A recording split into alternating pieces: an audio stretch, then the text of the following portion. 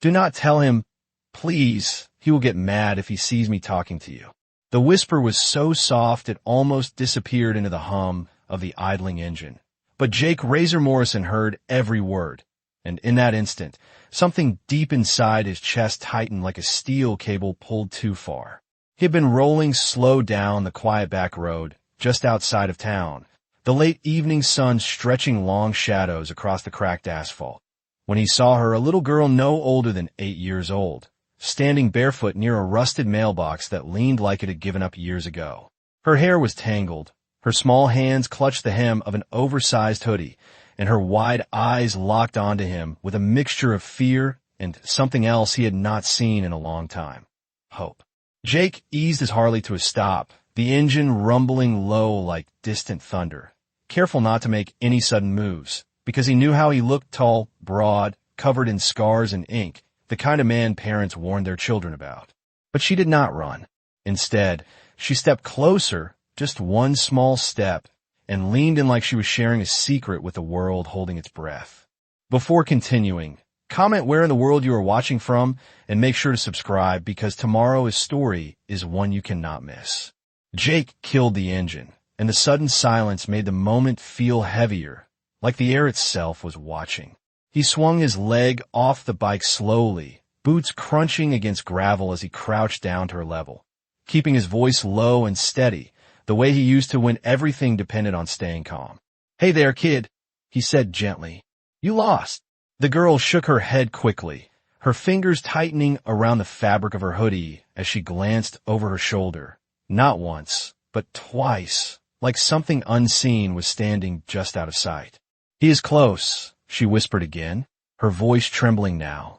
Jake followed her gaze, eyes narrowing as he scanned the empty stretch of road, the quiet houses set far apart, the tree lines swaying in the warm evening wind.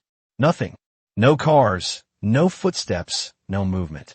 But his instincts, the ones that had kept him alive through things most men never talked about, were screaming that something was wrong.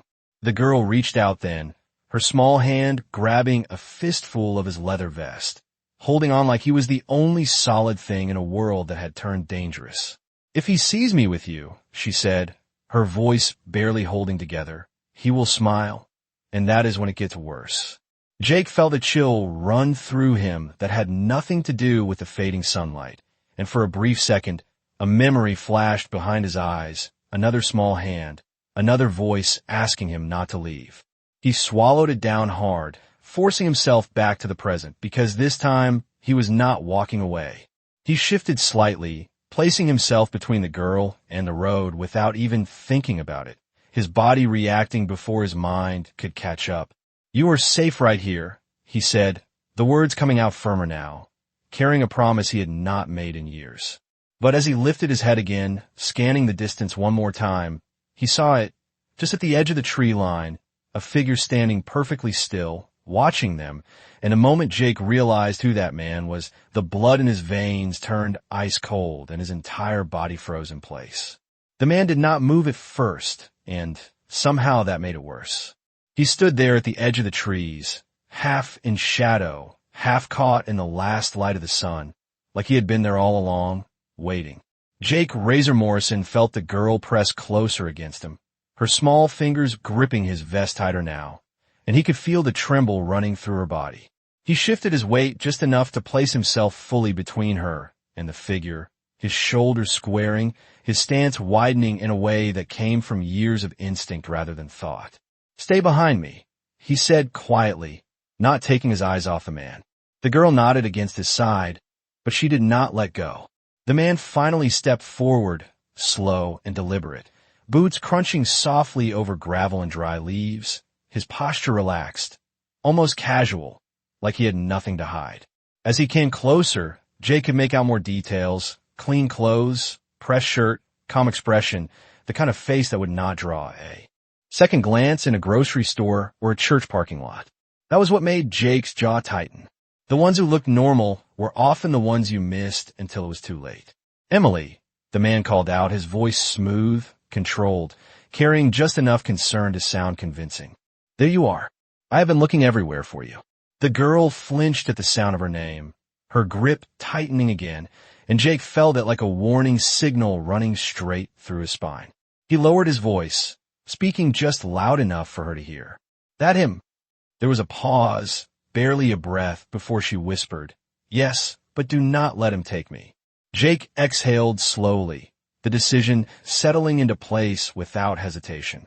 The man stopped a few feet away now, close enough for Jake to see the faint tension behind his eyes, the way his smile did not quite reach them. "Sir," the man said politely, nodding toward Jake, "I think there has been a misunderstanding. That is my daughter. She wandered off. I would appreciate it if you let her come back with me." Jake did not move. He studied the man's face, the tone, the body language, every small detail, the way he had been trained to read people when the cost of getting it wrong was measured in lives. "She does not look like she wants to go," Jake replied evenly. The man's smile flickered for just a second before returning, practiced and calm. "She gets scared sometimes. Big imagination. It is nothing you need to worry about." Behind him, Jake felt Emily shake her head quickly, almost desperately, her fingers curling tighter into his vest. "He lies," she whispered, her voice breaking. "He is nice when people see, not when they do not." Jake's eyes hardened, and something old and dangerous stirred in his chest, something he had spent years trying to bury. The man's gaze shifted then, just slightly, taking in Jake's leather vest, the patches, the scars, and Jake saw the calculation happen in real time. The man adjusted his approach, his voice turning firmer. "Look," he said, dropping some of the warmth, "I do not want any trouble. You have no idea what is going on here. This is a family matter." Jake took one slow step forward, closing the distance just enough to make his point. Clear, his presence filling the space like a wall. "Yeah," he said quietly, "that is exactly what it looks like." The air between them tightened, heavy and charged, like the moment before a storm breaks. Somewhere in the distance, a dog barked, and a car passed far down the road. But here, on this stretch of gravel and fading light, it felt like the world had narrowed down to 3 people and 1 choice. The man's eyes hardened now, the mask slipping just a little more. "You should walk away," he said, the politeness gone, replaced by something colder. "This does not concern you." Jake felt the girl press closer again, and for a brief second, another memory tried to surface, another voice asking him to stay, to help, to not leave. This time, he did not push it away. He let it settle, let it anchor him. He straightened slightly, his voice calm but unyielding. "It does now." The man took another step forward, slower this time, his eyes no longer pretending to be friendly. And Jake Razor Morrison felt the shift as clearly as a change in weather before a storm. The air grew heavier, thicker, like something unseen had settled between them, and every instinct Jake had told him this moment was about to turn. Emily pressed tighter against his back, her small frame almost disappearing behind him, but he could feel the fear in her grip, sharp and urgent, like she was holding on to the last piece of safety she had left. Jake did not look back at her, but he spoke low enough for only her to hear. "You stay right there. Do not move unless I tell you." She nodded, her breath shaky, and he could hear it, quick and uneven, like she was trying not to cry. The man stopped about 6 feet away now, close enough that there was no distance left for misunderstanding, and he tilted his head slightly, studying Jake with a colder, more calculating expression.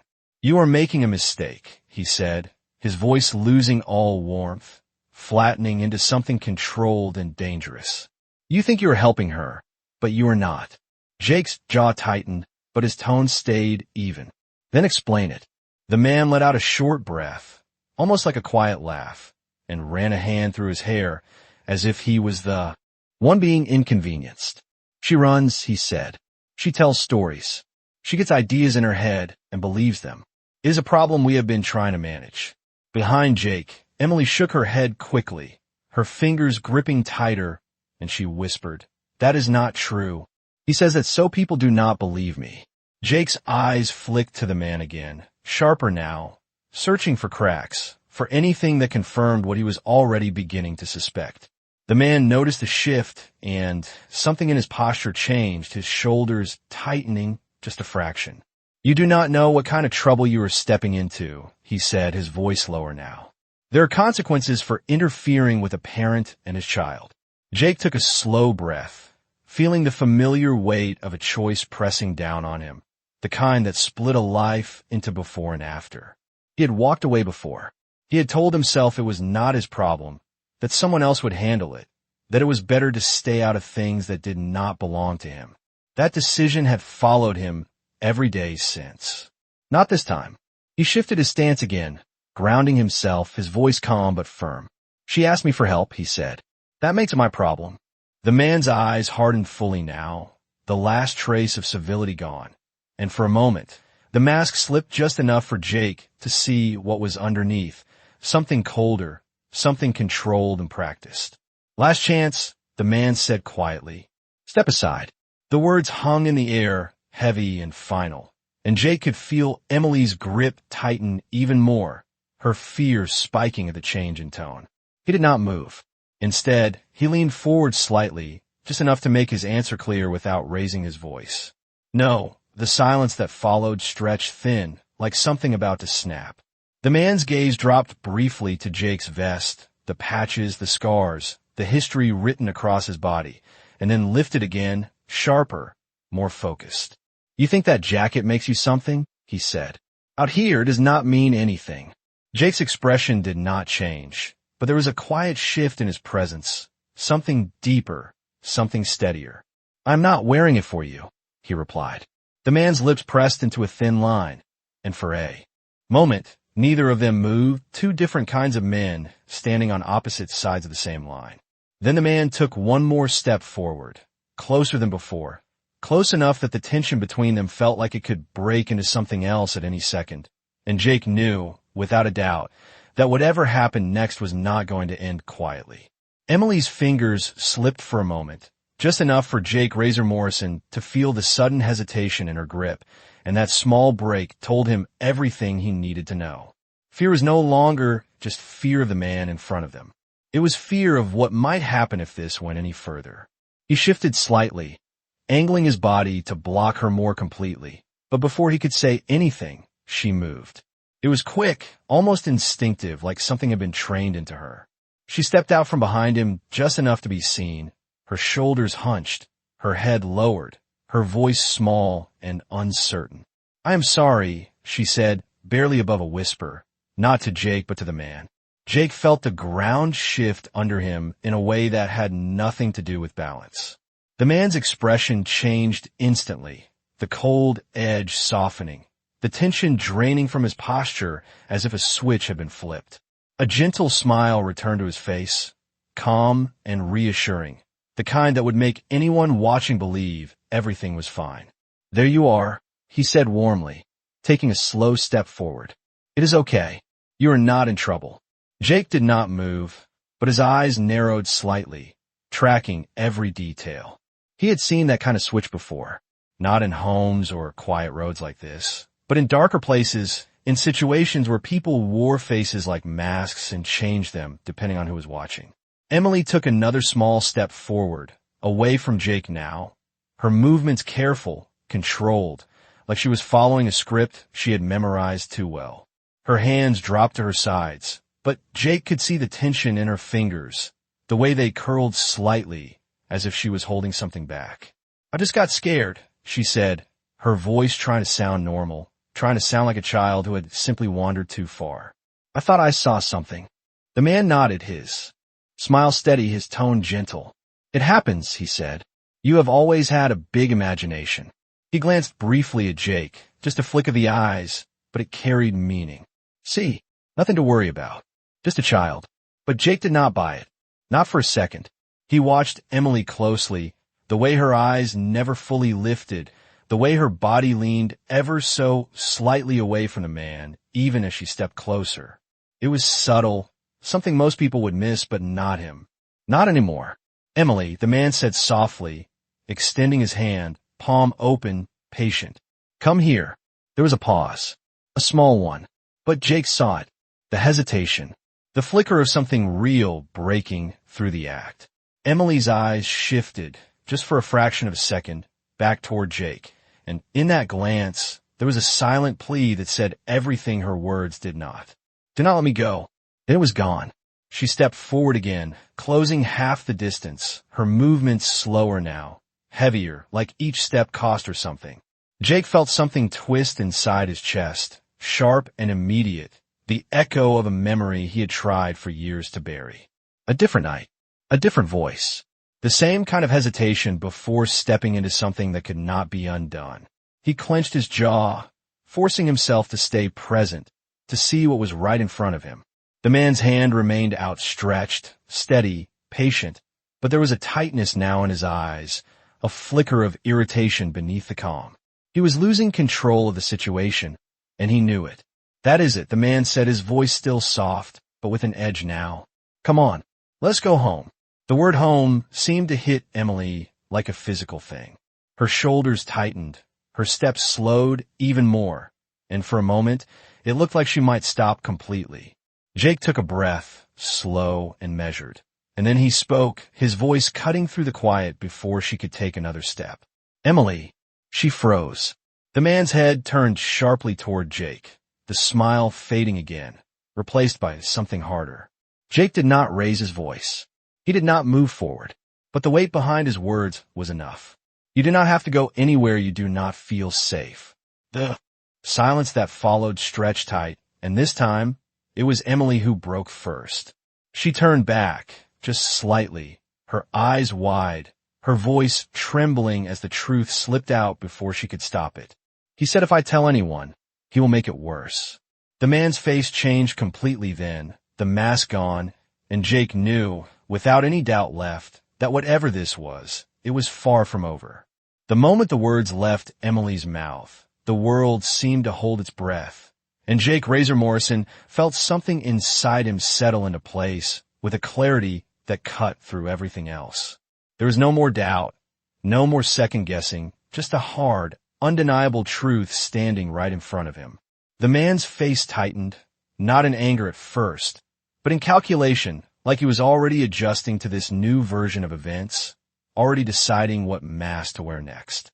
His eyes flicked briefly down the road, then back to Jake, measuring distance, options, control. "That is enough," the man said, his voice low and firm now. No trace of the earlier warmth left. "Emily, come here. Right now."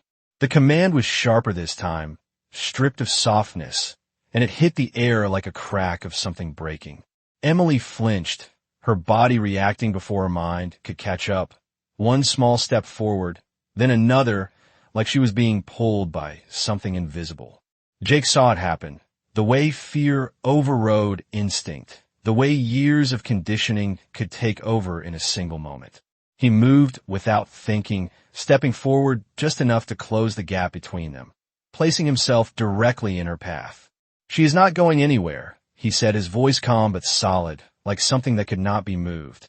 The man's eyes darkened immediately, the last of the controlled patience snapping.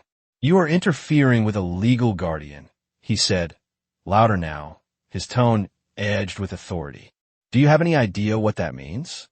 Jake held his ground, his expression unchanged, but there was a quiet shift in his posture, something more grounded, more certain. "Yeah," he said, "it means she is scared of you." The words landed harder than anything else that had been said so far, and for a brief second, the man's composure cracked. Not fully, not enough for someone who was not looking closely, but enough for Jake to see it. Enough to confirm everything.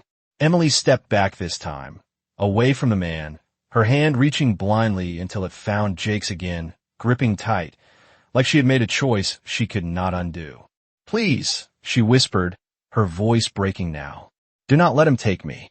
Jake felt the weight of that request settle deep in his chest, heavier than anything the man in front of him could threaten. He lowered his head slightly, just enough so she could hear him clearly. "I'm not going anywhere," he said quietly. Then he looked up again, his gaze locking onto the man with a steadiness that did not waver.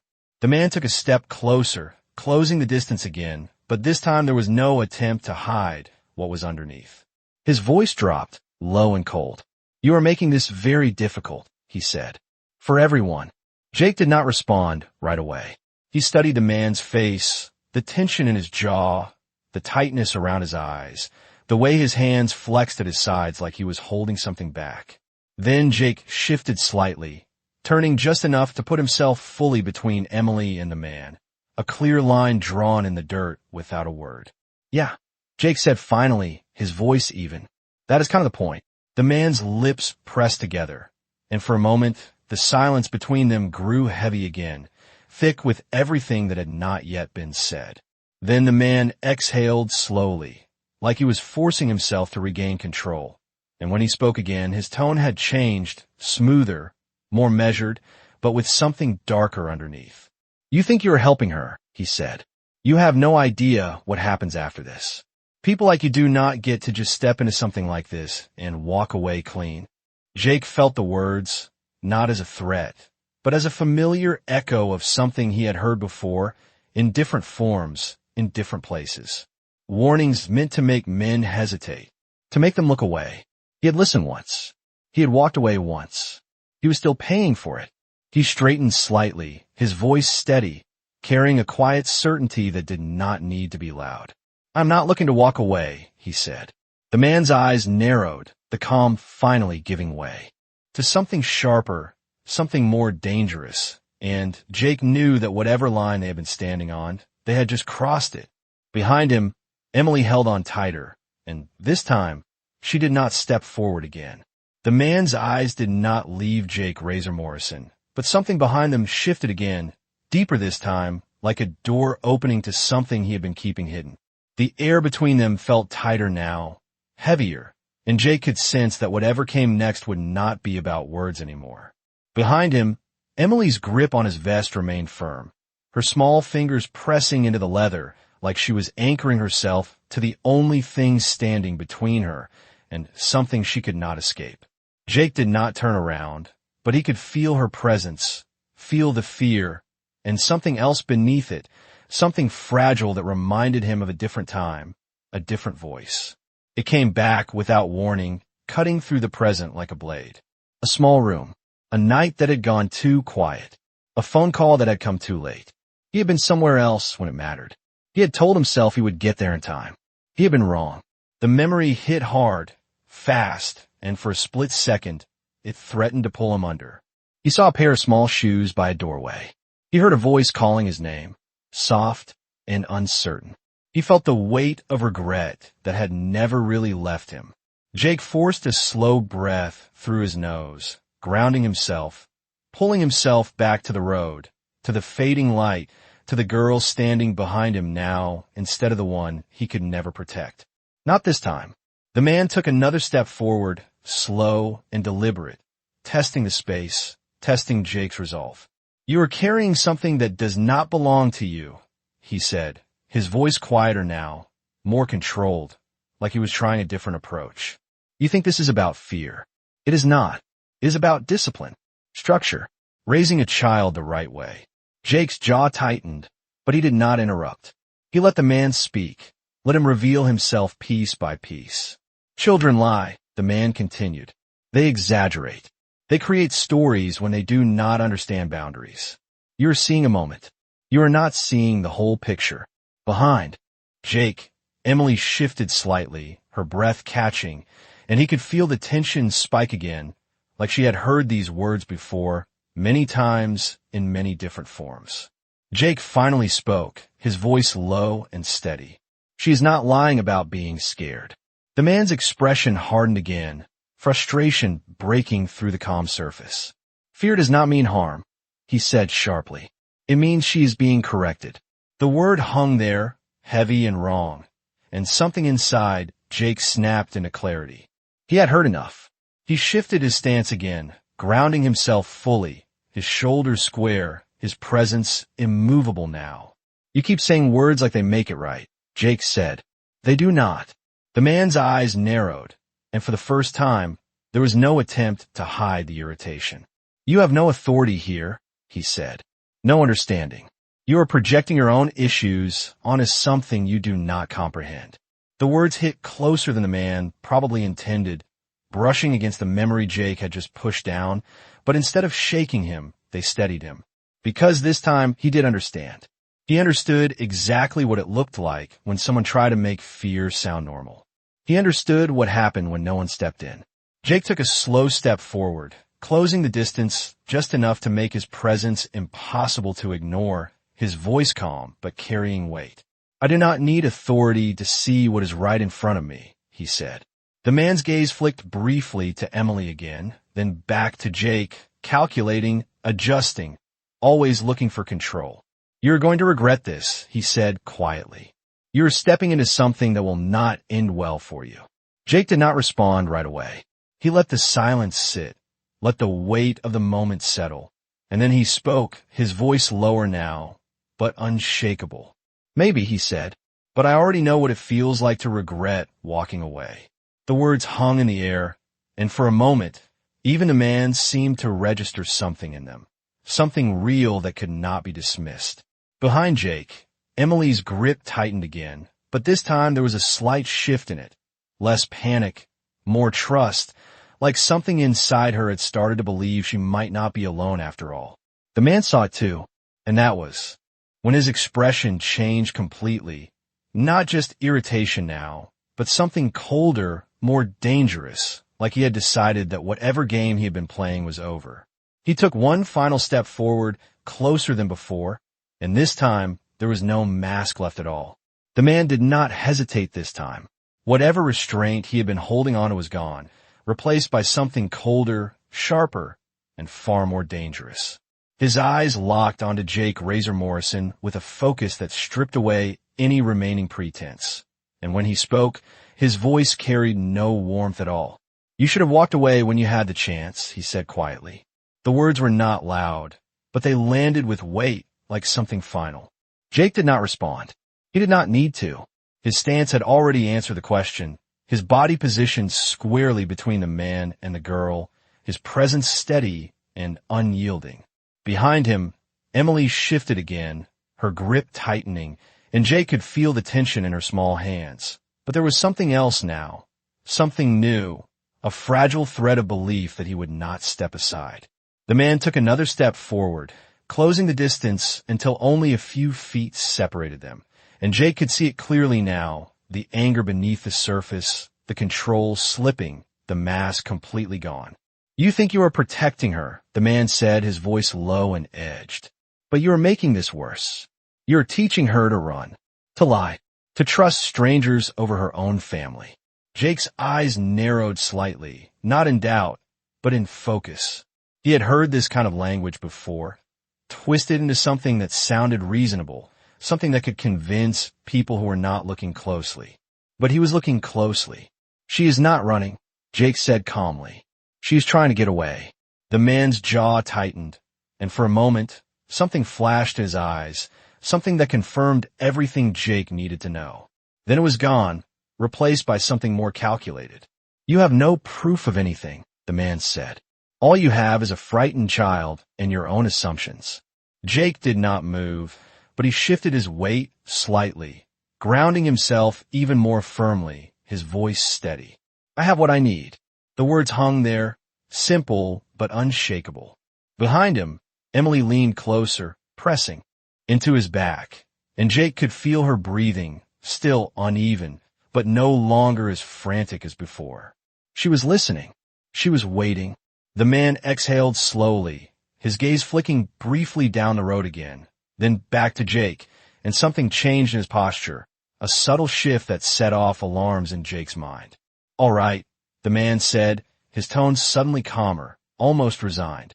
"If that is how you want to play it." Jake did not relax. If anything, he became more alert. He had seen that shift before, the moment when someone stopped arguing and started deciding.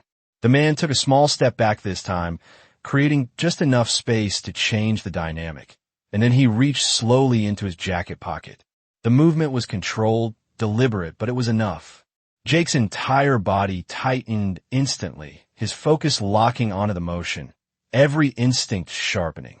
Behind him, Emily let out a small, frightened sound, barely audible, but Jake heard it. "Stay behind me," he said quietly, his voice firm without turning around. The man paused, his hand still inside his jacket, his eyes never leaving Jake's face. "Relax," he said, though there was no real reassurance in it. I'm not going to hurt anyone. Jake did not believe him. Not for a second. The man slowly pulled his hand back out, and in it was a phone. He held it up slightly, just enough for Jake to see, his expression shifting again, not back to friendly, but to something more strategic. I'm calling this in, the man said. Let us see how this looks when law enforcement shows up and find you standing here with someone else's child. The words were calm, but the implication was clear, a different kind of threat, one that did not rely on force, but on perception. Jake felt it immediately, the weight of it, the way the situation could be turned, twisted, reframed. A biker with a record, a man with a reputation, standing on a quiet road with a scared little girl. It would not look good. The man saw the realization flicker, even for a second, and a small, satisfied smile touched his lips. You see, he said softly, this does not end the way you think it does. Behind Jake, Emily's grip tightened again, fear returning, sharper now, but mixed with something else, desperation. Please, she whispered, her voice breaking again. Do not let him take me back. Jake closed his eyes for just a fraction of a second, not in hesitation, but in decision. When he opened them again, they were steady, clear, and completely certain. Go ahead, Jake said quietly, his voice calm, almost flat. Make the call. The man's smile faltered, just for a moment, and Jake knew then that whatever game was being played, it was no longer as simple as the man had expected. The faint glow of the phone screen lit the man's face from below, casting sharp shadows that made his expression look colder, harder, almost hollow. And for the first time since this began, Jake Razor Morrison saw something close to uncertainty flicker across it. It was small, almost invisible, but it was there. The man had expected resistance. He had expected hesitation. He had not expected calm. Jake stood exactly where he was, unmoving, his body still forming a solid wall between Emily and the man, his eyes steady, watching every detail. Behind him, Emily's fingers tightened again, her small hand gripping the back of his vest like it was the only thing keeping her from being pulled away. What are you doing? She whispered, her voice trembling, barely holding together. Jake lowered his voice just enough, so only she could hear him. I'm giving him a choice, he said quietly. And I am giving us time. The man's thumb hovered over the screen for a moment longer, then pressed. The silence that followed felt heavier than before, like the world itself was waiting to see what would happen next. He lifted the phone to his ear, his posture straightening again, his expression shifting back toward control, toward authority.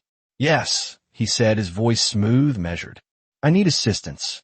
There's a situation involving my daughter. She has been taken by a man on a motorcycle. Yes, I am at County Road 47, just past the old Miller property. The words were calm, deliberate, and carefully chosen, and Jake felt the weight of each one as it settled into the air. He did not interrupt. He did not react. But behind him, Emily stiffened, her breath catching sharply. He is lying, she whispered, panic rising again. He's making it sound like you took me. Jake nodded slightly, his gaze never leaving the man. I know, he said softly. The man continued speaking, his tone steady, professional, painting a picture that sounded clean, simple, and believable. A concerned parent, a dangerous stranger, a child caught in between. When he finally lowered the phone, his eyes met Jake's again, and this time, there was confidence there, cold and certain. They're on their way, he said. Now we let this play out the right way. Jake studied him for a moment, then tilted his head slightly. You really think that it's going to go how you want it to? He asked. The man's lips curved into a faint smile, controlled and tight. I think it is going to go exactly how it always does, he replied. People like me explain things. People like you get blamed. The words hung there, heavy with meaning, and for a brief second, Jake felt the weight of his past pressing in, the record, the reputation, the way people saw the jacket before they saw the man wearing it.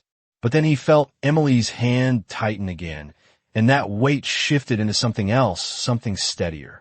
Maybe, Jake said quietly, but she is still here. The man's eyes flicked to Emily again, and this time, there was no attempt, to hide the irritation. Not for long, he said. Behind Jake, Emily pressed closer, her voice shaking again. He always wins, she whispered. Nobody believes me. Jake closed his eyes for a brief moment, not in doubt, but in focus, and when he opened them again, there was something different there, something more certain, more grounded. He turned his head slightly, just enough to speak to her without breaking his stance. Hey, he said softly. Look at me. She hesitated, then shifted just enough to see his face, her eyes wide, filled with fear and something fragile beneath it. You did the right thing, Jake said. You spoke up. That matters. She swallowed hard, her voice barely there. But what if it does not change anything? Jake held her gaze for a second longer, then gave a small, steady nod. Then we keep going until it does. The sound of a distant engine cut through the quiet, faint at first, then growing louder, echoing down the empty stretch of road. The man heard it too, his posture straightening slightly, his confidence returning in full. That would be them, he said, calmly. Jake did not turn to look. He did not need to. He already knew what was coming next. The man shifted his stance, preparing, adjusting, slipping back into that version of himself that would be seen by others, the calm, reasonable parent. The mask was back, perfect and practiced. But this time, Jake had already seen what was underneath, and he was not going to forget it.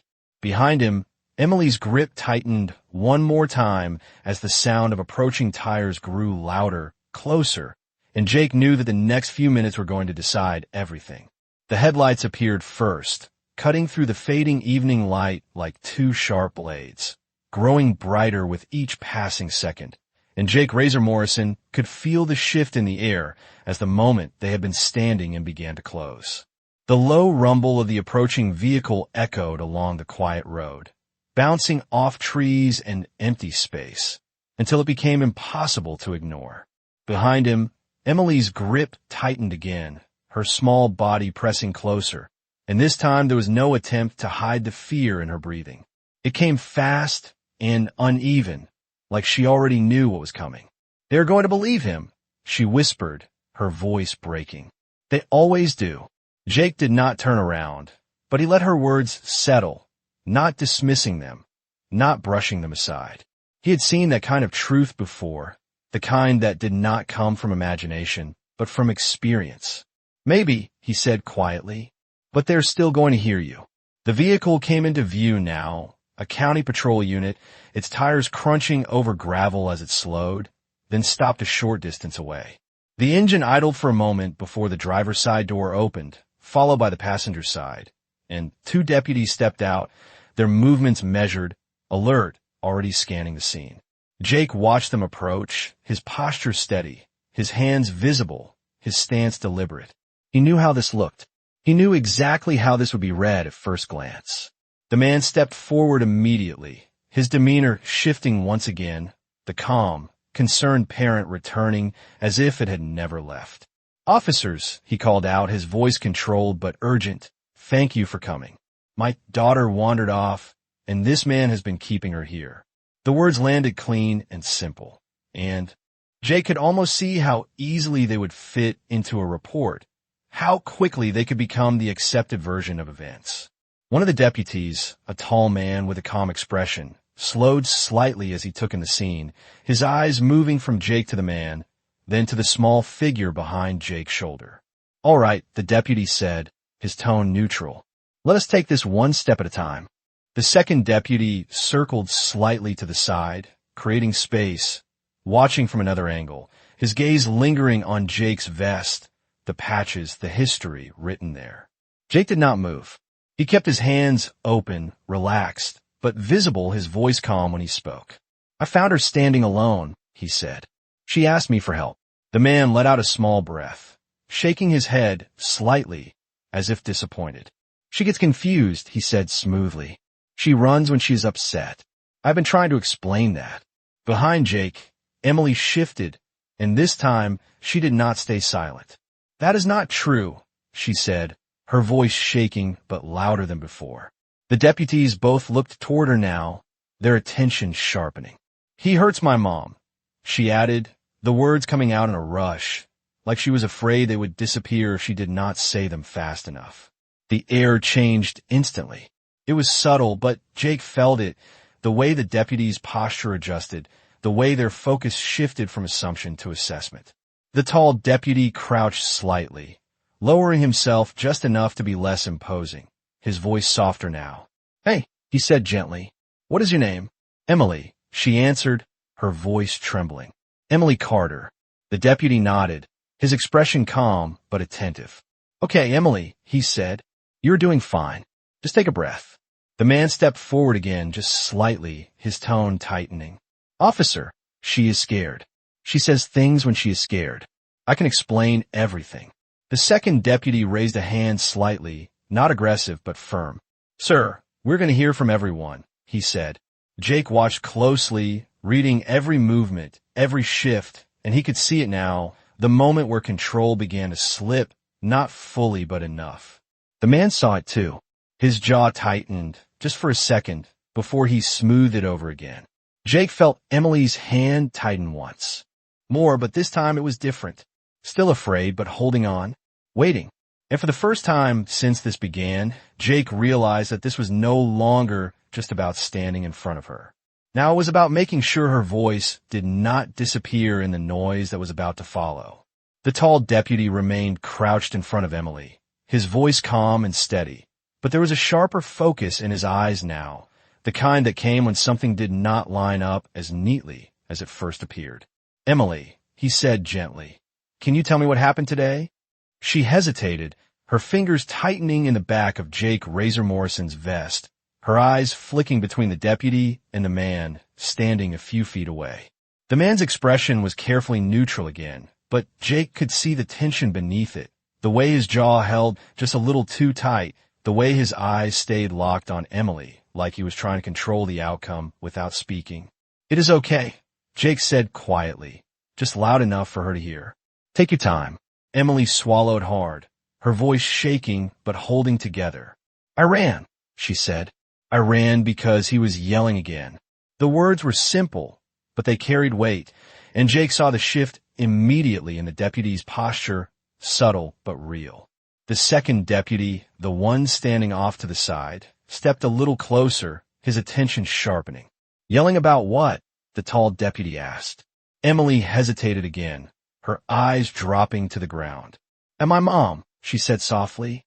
"He gets mad, and then everything gets really quiet after." The man let out a breath, shaking his head slightly, stepping forward just enough to reinsert himself into the conversation. "Officer, this is exactly what I was trying to explain," he said smoothly. "She hears arguments and turns them into something they are not. It has been a difficult time at home." The tall deputy did not look away from Emily. "Sir," he said evenly, "I am going to ask you to hold on a moment." It was not harsh, but it was firm, and for the first time, the man paused instead of pushing forward. Jake noticed it, the hesitation, small but there. "Emily," the deputy continued, his voice softer again. "Has anyone hurt you?" The question hung in the air, heavy and direct, and Jake felt Emily's grip tighten again, her small hand pressing into his back as if she needed to steady herself. She did not answer right away. Instead, she shook her head slightly, but then she stopped, her body going still, like she was fighting with something inside her. Jake felt it, the moment where fear and truth collided. "You can tell him," Jake said quietly, his voice steady, not pushing, just there. "You are safe right now." Emily's breathing hitched, and then she spoke, the words coming out in a rush before she could stop them. "He does not hurt me like that," she said. "But he scares my mom, and when I try to help, he says I make it worse." The deputies exchanged a quick glance, not dramatic, not obvious, but enough for Jake to see that something had shifted again, something more serious now. The second deputy stepped a little closer to the man, his tone still controlled but more direct. "Sir, I'm going to need you to step back a few feet." The man's expression tightened for just a fraction of a second before smoothing out again. "Of course," he said, taking a slow step back, his hands visible, cooperative, exactly what he needed to look like in this moment. But Jake could see it, the frustration building beneath the surface, the loss of control. The tall deputy turned back to Emily. Is your mom at home right now? He asked. Emily nodded quickly. Yes, she said. She does not know I left. The deputy nodded once, processing. Then he stood up slowly, turning to his partner. We're going to need to follow up on this, he said quietly, but not so quiet that it could not be heard. The second deputy gave a small nod. The man stepped forward again, his voice calm, but tighter now. Officers, I understand your concern, but this is being blown out of proportion. I am happy to answer any questions, but my daughter needs to come home. The word daughter hung there again, but it did not carry the same weight it had before. Not now. Not after everything that had been said. Jake remained exactly where he was, his presence steady, his eyes on the man, watching, waiting. The tall deputy turned back toward Jake now, his gaze steady, but no longer assuming. Sir, he said, I appreciate you staying calm. We are going to sort this out. Jake gave a small nod. That is all I am asking, he replied. Behind him, Emily's grip loosened just slightly, not because she felt safe yet, but because something had changed. The balance had shifted, and for the first time since this started, the outcome was no longer certain in the man's favor. The air felt different now, not lighter, but sharper, like something important had already shifted and no one could pretend it had not. Jake Razor Morrison remained exactly where he was, his body still forming a quiet barrier between Emily and the man, but the tension in his shoulders had changed. It was no longer about bracing for impact. It was about holding ground. Behind him, Emily's hand still clutched his vest, but the grip had softened just enough to show a fragile change. Not safety, not yet, but something close to hope. The tall deputy straightened fully, his attention moving between all three of them, his voice calm, but carrying more weight now. Here is what we're going to do, he said. We're going to make sure everyone is safe, and then we're going to get the full picture. The man exhaled slowly, shaking his head as if he was the reasonable one caught in an unreasonable situation. I've been trying to do exactly that, he said. But this is getting out of hand. My daughter needs to come home. The second deputy stepped slightly closer again, not aggressive, but firm, his position making it clear that space was no longer something the man controlled. Sir, he said, we are not making any decisions until we understand what is going on. The man's eyes flicked briefly toward Jake, then back to the deputies. And for the first time, there was a trace of something else in his expression. Not anger.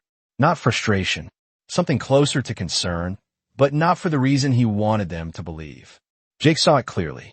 This was no longer about taking Emily back quietly. This was about losing control of the narrative. You are letting a stranger influence this, the man said, his voice tightening just slightly. You are taking the word of a child over a parent. That is not how this works. The tall deputy did. Not raise his voice, but there was a firmness now that had not been there before. Right now, we are listening, he said. That is how this works. The words landed, simple and direct, and Jake felt something inside his chest loosen just a fraction. Not relief. Not yet, but recognition that the ground had shifted. Emily moved slightly behind him, just enough that her voice could carry again, still soft, but no longer completely hidden. He gets different when no one else is there, she said. He says things, and then he acts like nothing happened. The man closed his eyes briefly, as if gathering patience, then opened them again, his expression smoothing back into something controlled. This is exactly what I meant, he said. She is confused. She mixes things together. I can bring her home, and we can sort this out privately. Jake felt Emily's grip tighten again at the word privately, and that single reaction spoke louder than anything else that had been said. The second deputy noticed it too. His gaze dropped briefly to Emily's hand, then lifted again, sharper now. Sir, he said, we are going to need to check on the home situation as well. The man's posture stiffened for just a second, too quick for most people to catch, but not for Jake. Not for someone who had spent years reading the small cracks that gave people away. That is not necessary, the man replied, his tone still controlled, but carrying an edge now. There is nothing wrong in my home. The tall deputy met his gaze evenly. Then there will be no problem confirming that. The silence that followed stretched tight, and for a moment, no one moved. Then the sound of another vehicle echoed faintly in the distance, approaching from farther down the road, and Jake's attention shifted just slightly. More lights, more presence. The situation was expanding. The man heard it too, and this time, the change in him was clearer. The confidence he had held onto was starting to fracture, replaced by something more urgent, more calculating.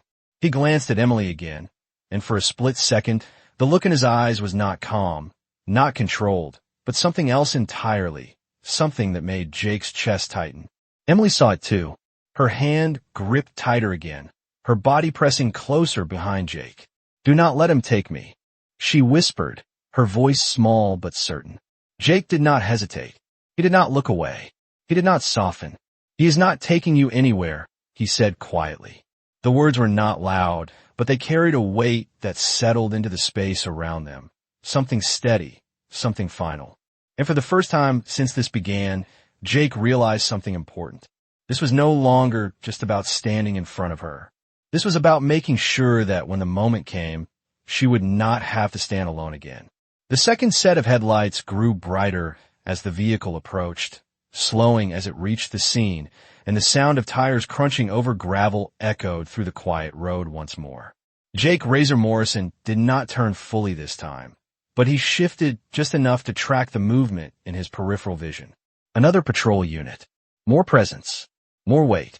The situation was no longer contained, and everyone standing there knew it. The new vehicle came to a stop behind the first, its engine idling low, and a third deputy stepped out, older than the others, his movement slower but more deliberate, the kind of presence that carried authority without needing to raise its voice. He took in the scene with a single sweep of his eyes, noting positions, body language, distance, and then he walked forward, calm and steady. "What have we got?" he asked, his tone even. The tall deputy stepped toward him slightly, keeping his voice low but clear enough for the others to catch pieces. "Possible domestic situation," he said. "Child made statements about fear at home. We have not verified yet." The older deputy nodded once, his gaze shifting to Emily, then to Jake, then finally to the man. He lingered there for a second longer, studying him, reading something beneath the surface. "All right," he said. "Let's slow this down." The man stepped forward again, his posture adjusting instantly, the composed, cooperative version of himself returning with practiced ease. "Officer," he said, his voice measured, respectful, "I appreciate you coming out. There has been a misunderstanding. My daughter got scared and ran." This man inserted himself into the situation. The older deputy did not interrupt. He listened, his expression neutral, but there was a sharpness in his eyes that had not been there with the others. When a man finished, the deputy gave a small nod, then looked toward Emily. "And you?" he asked gently. "What do you want right now?" The question hung there, simple but powerful, and Jake felt Emily freeze behind him, her hand tightening once more as if the answer carried too much weight. She hesitated, her breath uneven, her eyes flicking toward the man, then back to the deputy. The silence stretched, and Jake could feel the pressure building again, the moment where fear could take over, where she might retreat, where everything could slip back into the version the man wanted. He did not speak. He did not push. He just stayed there, steady, giving her something solid to hold on to.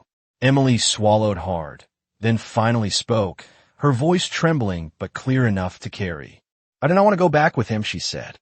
The words landed like a line drawn in the dirt, and this time there was no taking them back. The older deputy's expression did not change, but something in his posture shifted, more focused now, more decisive. He turned his head slightly toward the second deputy. "We're going to separate them," he said. "I want statements taken individually." The man's composure cracked again, not completely, but enough. "That is not necessary," he said quickly. "I'm right here. We can handle this together." The older deputy shook his head once, calm but firm. "No," he said. "We are not doing this together." The words carried authority, final and unmoving, and for the first time, the man stepped back without argument. Not willingly, but because he had no choice. The second deputy moved closer to the man, guiding him a few steps away, not forcefully, but with clear intent, creating space, breaking the line of control that had been there since the beginning. The tall deputy remained with Emily, crouching again, his voice soft. "You're doing good," he said. "Just keep talking to me." Jake stayed where he was, but he shifted slightly, giving the deputies room while still remaining close enough that Emily could feel him there. The older deputy stepped closer to Jake now, his gaze steady, assessing. "You," he said calmly. "You stay right here for a moment." Jake nodded once. "I'm not going anywhere," he replied. The deputy studied him for a second longer, then gave a small nod in return, something almost like acknowledgement. In the distance, the last light of the day was fading completely now, replaced by the soft glow of patrol lights reflecting off the road and trees, casting long shadows across the scene. The situation had changed. The control had shifted. And as Emily stood there, no longer hidden, no longer silent, Jake realized that whatever happened next, her voice had already done something important. It had broken through. The flashing red and blue lights painted the quiet road in slow, pulsing waves as the final pieces of the moment settled into place. And Jake Razor Morrison stood still, watching it all unfold with a calm he had not felt in a long time. The older deputy had moved with quiet efficiency, guiding the situation into something structured, something controlled, and now the lines were clear. Emily stood a few feet away, no longer hidden behind Jake. But not alone either. The tall deputy crouched beside her, speaking in a steady, reassuring tone as she answered questions one by one. Her voice still trembled, but did not disappear. Not anymore. Across the road, the man stood with the second deputy, his posture tight, his words measured, but the confidence that had carried him at the start was gone, replaced by something thinner, something strained. He spoke, he explained, he tried to reshape the story, but the rhythm had changed. The older deputy listened, not interrupting, not reacting, just watching, weighing, and when the man finished, there was a pause that felt longer than it was. "We're going to take a look at the home," the older deputy said finally, his tone even but firm. "Until then, she's not going anywhere with you." The words landed with quiet finality, and for the first time, the man did not have an immediate answer. His jaw tightened. His eyes flicked briefly toward Emily, then back to the deputy, but whatever argument he had been preparing did not come. Instead, he nodded once, stiffly, like a man realizing the ground beneath him had shifted too far to recover. Emily watched from where she stood, her small hands now wrapped around her own arms, holding herself together, and when she heard those words, something in her shoulders loosened, just a little, like a weight she had been carrying had shifted enough to let her breathe. Jake saw it, and it hit him harder than anything else that had happened that night. Not the tension, not the confrontation, but that small change, that fragile release. The older deputy turned then, his gaze settling on Jake for a moment, studying him with a quiet understanding. "You did the right thing staying," he said. It was simple, direct, and Jake felt it settle somewhere deep, not as praise, but as acknowledgement. He gave a small nod in return. "She asked for help," he said. The deputy nodded once, like that was enough explanation, because it was. The night had fully taken over now, the last light gone, replaced by the steady glow of patrol lights and the quiet hum of engines. The scene that had once felt isolated now felt connected, anchored, no longer just three people on a forgotten road. Emily took a small step forward then, hesitating only for a second before walking back toward Jake. She stopped just in front of him, looking up, her eyes still wide, still uncertain, but different now. "You stayed," she said softly. Jake looked down at her, his expression steady, but something in his eyes softened, just slightly. "Yeah," he said. "I did." She nodded, like she was committing that to memory, like it mattered more than anything else. In the distance, one of the deputies began preparing to head toward the house, the next step already in motion, the story continuing beyond this moment, but the outcome here was no longer in question. Emily was not going back with him. Not tonight. Maybe not ever. Jake stepped back slowly, giving her space now, letting the system take over where it needed to, but he did not rush, did not turn away too quickly. He watched long enough to make sure she was still standing, still heard, still there. Then, without another word, he turned toward his bike, the familiar shape waiting where he had left it. The engine roared to life beneath him, deep and steady, and for a moment he sat there, looking down the road, the sound of it filling the quiet. Then he rode off into the night, not looking back, because this time he did not have to wonder if he had done enough. This time he knew